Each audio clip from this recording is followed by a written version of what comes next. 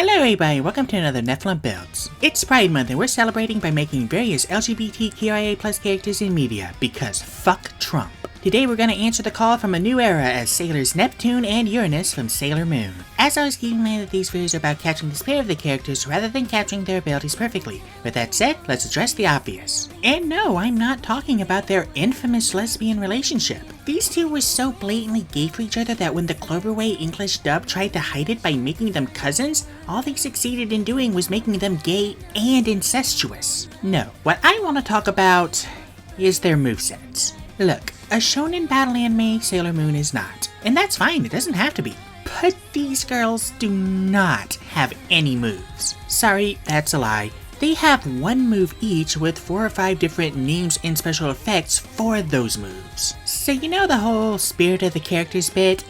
Yeah, I'm gonna be leaning into that hard here. Neptune, planet named after the sea god, she has a lot of water, that checks out. Uranus, primordial titan of the sky, has wind and shit. I can work with that. Now with all that said, let's start in planetary order with Haruka Tenno. Using the standard pointer, I will put the 15 to charisma. She's an incorrigible flirt. Good thing Michiru's apparently into it. Next we'll put the 14 to dexterity. All of the guardians are pretty agile. Kind of have to be when you're fighting in a miniskirt. After that we'll put the 13 to constitution for HP. We'll put the 12 into intelligence, she's decently smart, and then the 10 to strength. Lastly we'll dump wisdom, she can be pretty hot-headed. For species we're going to go with human. We'll get resourceful, pick performance, and take the tough feat. We'll make a custom background putting our increases into charisma and constitution. We'll take athletics and acrobatics, painter supplies for geckos, and the lucky feat. Moving on to class, we're going to start off as a warlock. We'll get wisdom and charisma saving throws and take deception and intimidation for skills. We'll also be proficient with light armor and simple weapons. At level 1 we'll get our eldritch invocations, taking the Pact of the Blade for the space sword. Now I know the scimitar form is the most iconic, but full transparency, we're going to get weapon mastery, and Nick does nothing for us with this build.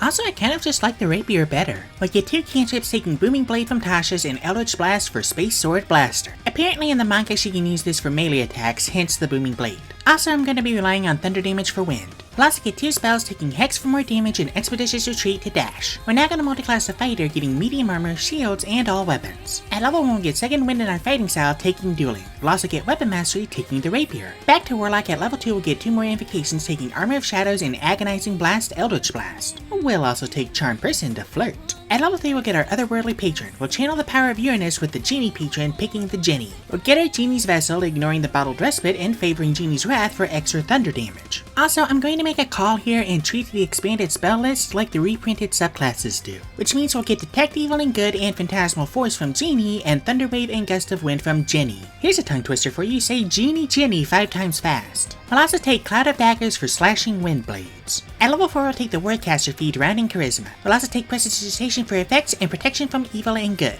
At level 5 we'll get Otherworldly Leap and Fiendish Vigor. I've got 3 ways to get extra attack in this build, and this is the only one I can avoid. We'll also get Create Food and Water from Genie and Wind Wall from Jenny, as well as Spirit Trap from Tasha's for more damage. At level 6 we'll get Elemental Gift and take Bard Knowledge from Strixhaven to be good at things. Kinda forgot about this spell for a bit. We're now gonna multiclass the Bard, getting Persuasion and the Zulkoon for a piano. At level 1 we get Bardic Inspiration and 2 cantrips, taking Vicious Mockery for sass and Friends for more flirting. We'll also get 4 spells, taking Silvery Barbs from Strixhaven, Featherfall because what is fall damage, Long Strider for speed, and heroism. At level 2 we'll get Jack of all trades and expertise and performance in athletics. We'll also draw a blank. At level 3 we'll get our Bard College, taking the College of Valor for combat inspiration. We'll also take Shatter for space turbulence and swap our blank for Connect Jaunt from Strixhaven for jukes. I'd say he really needs to reprint all of the spells. Saying blank from blank is really messing up my flow. Also, give everyone their extra spells back? It's one thing to not reprint all the spells, it's another to take some of the ones you did reprint away from the classes that you gave them to. Hate to say it, but Ranger's gonna get more use out of Searing Smite than Paladins will now. Anyway, at level 4 we'll raise our dexterity and take Blade Ward to fill the slot. We'll also take Enhance Ability for Super Sailor feats. At level 5 we'll get Deade Inspiration and Font of Inspiration and take Aid for HP and Enthrall. Everybody gawks when a masked woman enters the room. At level 6 we'll get the Valor Bard extra attack and take Antagonize from the Book of Many Things. I never saw much of Sailor Moon, but I do remember her being a bit catty. At level 7 we'll get Counter Charm and take Fount of Moonlight. Back to Fighter. At level 2 we'll get Action Surge and Tactical Mind, and level 3 we'll get our Martial Archetype. We're going to take Champion, getting Improved Critical and Remarkable Athlete.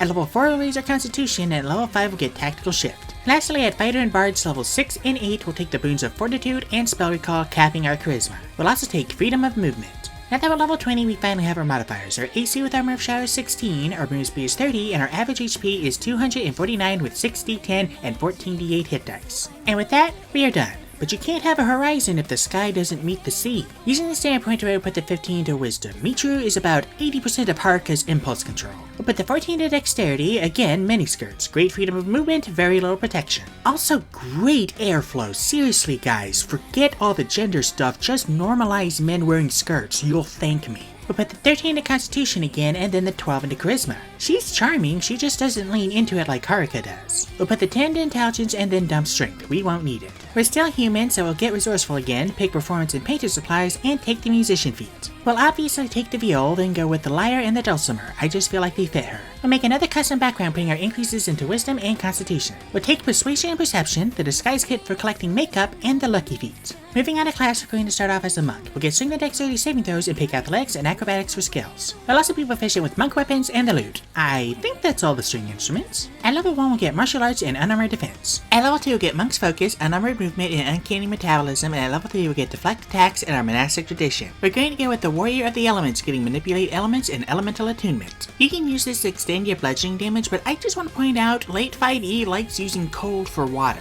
So I'm thinking we can reflavor all cold damage as freezing water. It's literally the only way this build works. Speaking of, at level 4 we'll get Slowfall and take the Elemental Adapt Cold feat, rounding Wisdom. We're now going to multiclass as Druid, getting Light Armor and Shields. At level 1 we get Druidic in our Primal Order, taking Magician for Frostbite from Xanathars. We'll also get 2 more cantrips, taking Guidance and Resistance to fill the slots, and 4 spells. We'll take Longstrider for speed, Jump to jump good, and then Ice Knife and Create or Destroy Water for water magic. At level 2 we'll get Wild Shape and Wild Companion, which will ignore it and take protection from evil and good. At level 3 we'll get our Druid Circle, taking the Circle of the Sea. I was hoping for a Cleric subclass, but honestly I'm just glad we're getting some more Ocean rep. Yeah, Tempest Cleric, I don't care, there is not enough water in that subclass to count. We'll get Wrath of the Sea and then get Ray of Frost, Fog Cloud, Thunderwave, Gust of Wind, and Shatter. We're ignoring all but Ray of Frost and maybe Fog Cloud. We'll also take Aid for more HP. At level 4 we'll raise our Dexterity and take Druidcraft and Enhance Ability for more Super Sailor feats. At level 5 we'll get Wild Resurgence, get Lightning Bolt and Water Breathing from our Circle, and take Wall of Water and Tidal Wave from Xanathars. Hey Watsy, let's have a talk.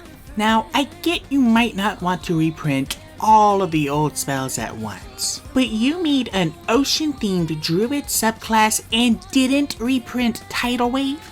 You didn't reprint Maelstrom? Why do you guys hate water so much? By the way, Tidal Wave is Submarine Violon Tide. Side note, I hate this attack name because it always looks like a freaking typo.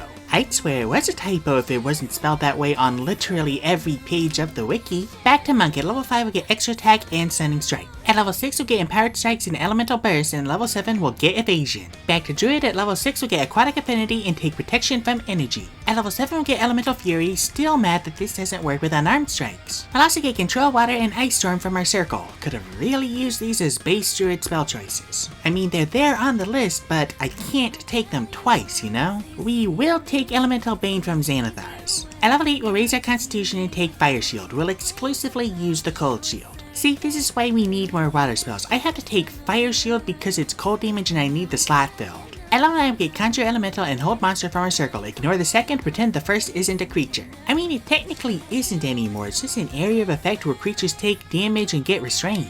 We'll also take Maelstrom from Xanathars and Cold of Cold for Submarine Reflection. At level 10 we'll get Stormborn and take Mending to fill the slot and Sleet Storm for a downpour. At level 11 we'll take Investiture of Ice. Lastly, at Monk and Druid levels 8 and 12 we'll take the Boons of Fate and Spell Recall, capping Wisdom. Now that we're level 20 we finally have our modifiers. Our AC with Unarmored Defense is 18, our movement speed is 45, and our average HP is 163 with 20 d8 hit dice. And with that, we are done. What can these girls do? To start, Uranus is a melee powerhouse with Booming Blade, Genie's Wrath, and Fount of Moonlight. If I could have gotten an elemental weapon or conjure minor elementals instead, I would have, but they're magic, Radiant is allowed. She also has reliable magical range damage if needed, and has solid HP. Thunder damage is also rarely resisted. Meanwhile, Neptune is a walking tidal wave with several powerful AoEs. Some of those even come with battlefield control, and she can keep enemies at a safe distance with Wrath of the Sea. She's also no slouch in melee with her monk levels. Elemental Adept also comes in clutch, removing resistance to cold from 63 different creatures, and yes, I'm quoting Dungeon Dudes on that. They also both have proficiency in saving throws with their dump stats, so those won't be much of an issue. For weaknesses, Elemental Adept only applies to Michiru spells, not class abilities. Haruka also has several concentration spells that mostly fill the same purpose. We also didn't pack any healing with either of these builds unless you count Second Wind.